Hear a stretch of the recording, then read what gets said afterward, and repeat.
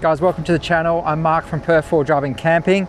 Behind me is my 2022 XLT V6 Next Gen Ranger, or the RE model.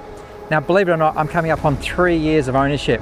So I purchased this in August of 2022, enjoyed it. It's been fantastic. It's gone everywhere. We've toured in WA, we've towed. I thought it's about time we do a long-term review of the Ranger. How's it stood up to the conditions? What do I like? What don't I like? Let's get into it. Thanks to the support of our partners, 4x4 Extras Wangara, JB Caravans, TC Boxes, and Pedders Suspension and Brakes. Okay, we'll start off with what I've done to the car. It's running a standard engine, so no tunes or anything like that. It's got a stainless snorkel, transmission cooler from Wholesale Automatic Transmissions. It's running an Ironman bull bar, CB radio, that kind of stuff. It's got 33-inch tyres, Mickey Thompson tyres there on ROH Vapor rims. I've got a 3,800 kilo GVM upgrade from Pedders. I'm also running the Pedders Big Brake upgrade, and I've got a full tray canopy setup from TC Boxes. That's kind of all the major mods. With these reviews, I always wonder, do you go with the positive or the negative? I think let's jump into the positives first, because there's plenty to like about this car. Firstly, the power. You got 600 Newton meters of torque. Is one of the reasons I went for the V6 model, because I intended to tow and I was doing a lot of off-roading and I wanted to potentially run a tray canopy setup in the future. So went for the V6, and look, it's been fantastic. It is a great engine paired with the 10-speed automatic transmission as well. So it always feels like it's got enough power, and it is a monster in the sands. Even with running a big tray canopy setup, I've got a 140 litre fuel tank on this as well, and a 70 litre water tank. So when all that's full, it's running a lot of weight and it does really well on the sand. It also has a lot of aids to help with towing. Now, we've had a couple of vans with this car. We've had a hybrid caravan and our current JB Gator X, which is a full-size caravan. We've had that since late last year, and we've actually been living in that caravan for the last 8 months. This has been our tow vehicle to take us around Australia. In just under 3 years of ownership, we've done 66,500 kilometres, so it's just above average. Obviously, we are on a lap of Australia at the moment, so we are clocking up the kilometres. Prior to having this Ranger, I had a Pajero Sport. That was our tow vehicle for our hybrid caravan at the time. Did a pretty good job, but it did struggle with the towing. I had to generally lock out the high gears, and it was working hard going up hills and things like that. So noticed a big improvement going to the Ranger with the V6. It's quite effortless with towing. There definitely are times where it's working hard. We've done some driving through the Blue Mountains, Jindabyne in New South Wales, places like that where it's very steep, and it's definitely worked hard, but it has certainly handled those conditions pretty well. You've also got tow haul mode, which is a feature to help you sort of towing. It helps to optimize gear changes and things like that when you've got a van hooked up. So that's another really handy feature of this Ranger. I'll also refer to sort of Ranger, but obviously this shares the transmission and engine of the V6 Everest as well. So there'll be a lot of similarities between the two. Comfort's an important one when you're traveling as a family as well. And despite this being a dual cab where you don't have a recliner seat on the rear, the kids have found it to be pretty comfortable touring Australia. There's plenty of space in the back for them as well. So that's definitely a plus for us. I know with some of the dual cab utes, you can be a little bit squeezed in those rear seats. So that's been a plus. Tech-wise, I've been pretty impressed. This is the XLT model, which comes with a 10-inch digital screen inside. I found that more than adequate for my needs, and viewing maps, everything's really easy to read. The Wildtrak models and above do come with the 12-inch screen, which is slightly bigger, but yeah, haven't had any issues, and I felt the 10-inch is more than adequate. Another pro is the Apple CarPlay is wireless with the Next Gen, so that is a plus. I had to wire that on my Pajero Sport. It was a bit of a pain, so having wireless capability is really good. Looks is certainly a subjective thing, but for me, I like the look of this car. I always have done. When it came out in 2022, I was like, yep, it's so different to anything else on the market. I like the look of the F-Trucks, so that was a winner. And for probably 4 to 6 months, I was lucky to be one of very few to own one, but now they're everywhere. It is the highest selling car in Australia, so there's a lot on the road, but I still like the look of it. Yeah, I think it's a good package. It's good for towing. It's good around town. My fuel economy has gone up a little bit because I'm running a tray and a canopy, extra long range tank, that kind of stuff. But I'm still getting around sort of 11 to 12 litres per 100 kilometres in the city. That bumps up to about 18 to 20 when I'm towing the caravan. So that's generally what we're looking at. If you're doing a lot of hill climbs and what have you, that fuel economy will go up. as will off-road. So you'll definitely see that fuel economy, you know, could be up to sort of 16 to 18 when you're off-road, but that's pretty common, particularly driving in soft sand. But for a turbo V6, you know, I'm pretty happy with those fuel economy figures. All right, we're going to jump into some issues now. It hasn't all been roses. So a few early teething issues. Tech was a bit of a bugbear, and I did cover that in the first 12-month review that I had of the Ranger. So there was some infotainment kind of issues where I wasn't able to connect Apple CarPlay and things like that. Ford have actually done a number of software updates since, and those issues have mostly gone away.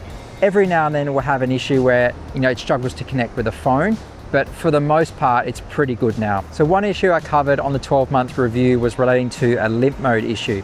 I was driving on the beach in Cervantes, lost engine power. It happened another time again as well. It went back and forward with Ford, they looked into it. They eventually attributed it to a faulty distance sensor. Now that distance sensor is located on the front of the Ranger. It shares the harness with the powertrain module. So they believe that that particular part was faulty, sending a message to the engine telling it to sort of cut the engine power in those situations. So they did replace that distance sensor under warranty, and I haven't had issues since. The only similar issue I've had was a couple of months back in the high country. I was doing some forward driving with the boys from TC Boxes, lots of hill climbs, and I did lose engine power for a period of time.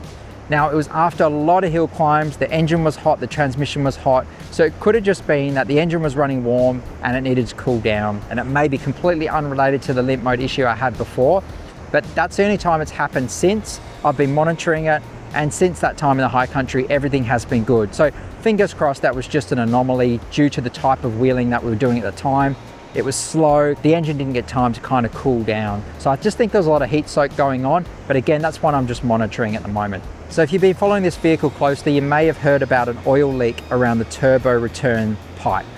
Now, that is basically a seal at the bottom of the turbo return that can leak. So that issue did happen for me. I was actually parked up in my office at the time, got back to the car and noticed a big pool of oil. So that actually got towed to Ford. They got the part in, they had it replaced. I'm actually unsure of the resolution if they've upgraded that part at all. That was about 12 months ago now, and no issues since. Other final little, I guess, intermittent gremlin is the tire pressure sensors. They can be a bit finicky on this vehicle, so you might drop your tire pressures to say 18 PSI that I'm on the beach today, pump them back up to 40, and then the car still thinks that they're set on the low temp, and it takes a bit of time for it to reset itself. So they can be a bit finicky, I've found. The final issue I've had is a front camera malfunction message. This is only a recent issue that popped up a couple of months back after doing the bridle track in New South Wales. We did do a couple of water crossings that particular day, and it was quite dusty, but nothing major. I haven't been able to get to a Ford to see if they can resolve that one or clear the code. So I'll probably wait till my next service to get that sorted. In the meantime, I can't use things like cruise control. I thought I'd also mention a couple of things I'd like to change on this vehicle if I could. One would be being able to do manual DPF burns. The reason I mention this is it seems to pick very inconvenient times to do a DPF burn. i.e. you've just driven on a highway, you've come off and you're about to sort of turn your engine off, and then it turns the burn on. Now I can see that burn running because I run a scan gauge in my vehicle, so I can always see when it's got a burn running. You can also hear the engine changing its tone, you can hear the snorkel sort of sucking more air in and things like that. So I know when it's running a DPF burn, but I wish there was an ability to do a manual burn so I could just turn the engine off in that situation, and then the next time I drive the car, I can manually force it to do a burn. The other one relates to tow haul mode. Now I mentioned before, it's a good feature. It does allow you to have more control on setting up the way your vehicle tows, improving the torque and making sure that your vehicle is operating in the right gear range. One thing I've found is it can rev excessively when going down steep hills.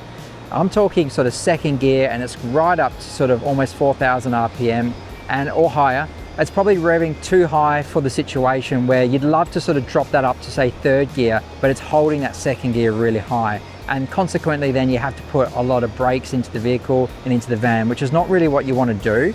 So I'd like to see a bit more control with downhill sort of driving with a caravan hooked up. Finally, the dreaded auto stop start and lane keeping control. First thing I do when I start the car up, turn that auto stop start off, and then 2 presses to turn the lane keeping off as well.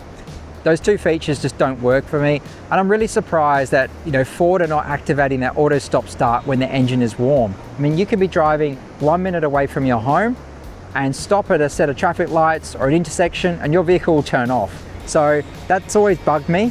So I always turn that feature off, and the same with lane keeping. I just don't like the way it controls the vehicle personally, so I always turn that one off. I just wish there was an ability to kind of go into the settings and turn those two off. To close this video, we're going to spend a couple of minutes talking about the new Ford Super Duty. It's come with a lot of fanfare. People are really excited.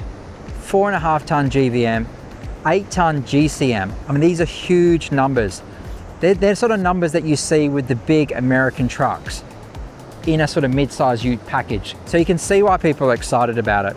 It's also supposed to come with a heap of upgrades. So you've got front and rear diff locks, bolstered up axles, differentials. It's really made for doing heavy stuff. So these are the changes that Ford are making to the Super Duty. It's going to be very appealing for commercial use as well, mining companies. It'll also appeal heavily to the caravan market. They're looking to tow and are very restrained around GCM. So the current standard Ranger behind me, 6.4 ton is the GCM. I've had the GVM on this upgraded to 3.8 tons through PETAs, so that's certainly helped to make the touring setup that we've got possible. But our limitation here is GCM, 6.4 tons. So when you put the van on the back, you've got your family and all your gear, you're really trying to manage weight very tightly. And we've had to really be very careful about what we bring and what we don't bring on this lap of Australia. So an 8 ton GCM really opens up a lot of possibilities in terms of what you can do with this setup. So I think from that perspective, very, very appealing. But I do have one concern with the Super Duty. It's still going to come with the same 3-litre turbo diesel that's in this XLT V6 behind me.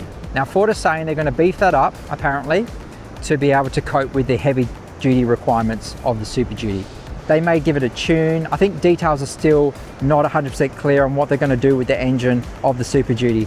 Touring with our current setup, under 6.4 tons, but close to that figure, you know, it doesn't feel sprightly, that's for sure. You know, and you definitely feel that weight going up hills and, you know, off-road, that kind of stuff. So I do question 8 tons with the same engine package. Is it going to be up to the task? Is it going to last? Is it going to endure? Is it going to have the longevity that it needs to do the heavy jobs with an 8 ton GCM? That's the question for me. I'd love to hear from you guys. What do you think? Do you think it's going to be capable? Do you think Ford are going to do the changes they need to make that package work? Everything else, I'm sold. I'm like, this is amazing. But the engine question, and owning this car now for just under 3 years, putting it through a lot of different environments, I do wonder whether it's going to be up for the task. I guess, guys, in terms of my overall experience owning this Ranger for 3 years, put it through a whole lot of different scenarios. We've been out bush, it's been on the beach, it's towed. I've changed setups a bit, so it's gone from the tub to a canopy tray. I still love it. It's a great car, and you're never going to find a vehicle, in my opinion, that ticks all the boxes. There's always going to be some compromise. And I did know coming into buying a brand new model that's kind of still new, untested to some degree, that I'm going to have some teething problems. I was willing to accept that that was a compromise of having a new model like this. But because it was such a big leap forward from anything else on the market at the time, I was willing to take that risk. And I think it's worked out overall. Yes, I've had some setbacks, but I still enjoy the car. It's still performing well. We're touring Australia and it's enabling us to do fantastic things. So yeah, look, I'd love to hear from you guys. Are you a Ranger owner? Have you had any issues? What are those issues? Or has it been clean sailing for you? Let us know. Also, any owners of the bi-turbo model, I'm obviously talking about the V6 turbo diesel, but the bi-turbo 2-litre version that was introduced in the PX Ranger as well has been on the market for some time. Many owners have gone for that variant, so love to hear from you guys how you're finding it. If you'd like to see anything else reviewed specifically, let us know in the comments below. Happy to see if we can pull something together. And we're obviously doing updates of our lap of Australia, covering all the amazing destinations that we're traveling. There's a playlist there you can catch up as well. I'll drop a link above. But yeah, thanks for watching. Appreciate your support, and I'll see you guys in the next video.